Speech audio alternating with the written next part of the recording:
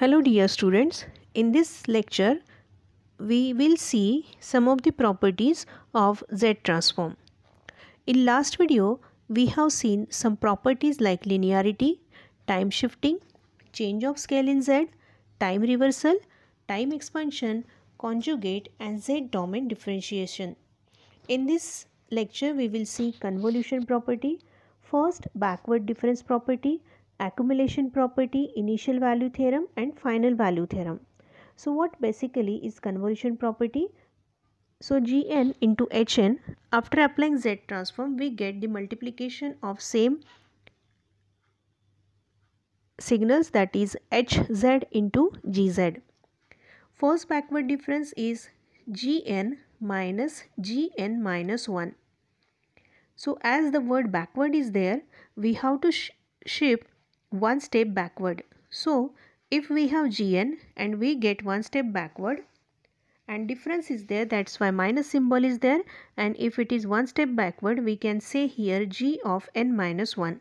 So Gn minus G of n minus 1, after applying Z transform we get 1 minus Z inverse Gz, and ROC is the subset of ROCG intersection Z which is greater than 0.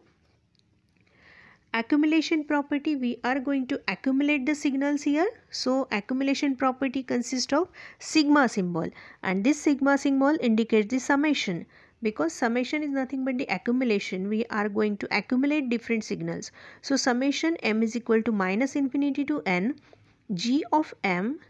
After applying Z transform we get Z upon Z minus 1 into Gz, and ROC is a subset of ROCG intersection Z greater than 1.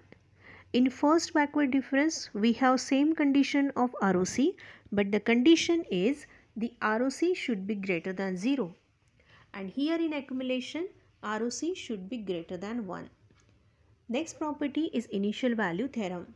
If Gn is equal to 0, n is less than 0, then G0 is equal to limit z to infinity Gz.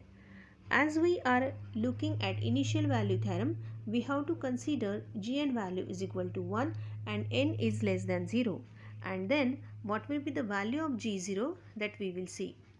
In final value theorem, there will be the final value, like if Gn is equal to 0, which is the starting condition, n is less than 0 and limit n tends to infinity, Gn is equal to limit z raised to 1, z minus 1, Gz.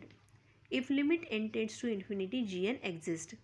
So this is possible only if limit n tends to 0, Gn exists, then only we can say or we can apply the final value theorem. So these are some of the properties of Z transform. Thanks for listening.